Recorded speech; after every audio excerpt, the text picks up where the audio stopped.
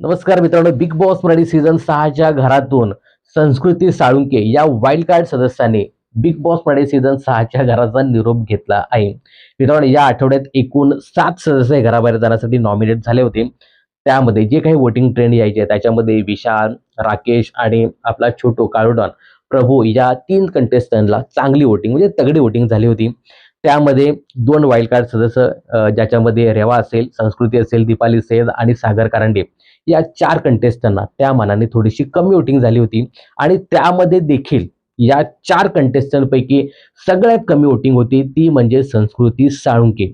आणि मित्रांनो, तसा बिग बॉसच्या घरामध्ये तिचा गेमही नव्हता. म्हणजे बिग बॉस कसा खेळायचा, मित्रांनो खरं सांगायचं झालं तर संस्कृतीला बिग बॉसचा गेम अजिबात कळत नव्हता.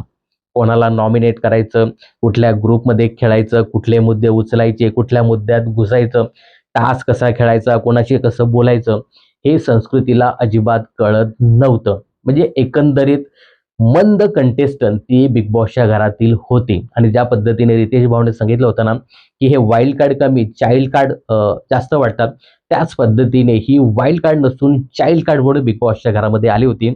आणि तसाच गेम तिचा पाहायला मिळाला. कमी गेममुळे कमी वोटिंग झाली आणि अखेर संस्कृती साळुंके उर्फ सशाने आज बिग बॉस मराठी सीझन 6च्या घराचा निरोप घेतला. तर संस्कृती साळुंकेच्या या इव्हेक्शन बद्दल तुम्हाला काय सांगायचं? संस्कृतीचं इव्हेक्शन फेअर होतं की अनफेअर होतं? याबद्दल तुमचं काय मत आहे? हे कमेंट्स करून नक्की सांगा.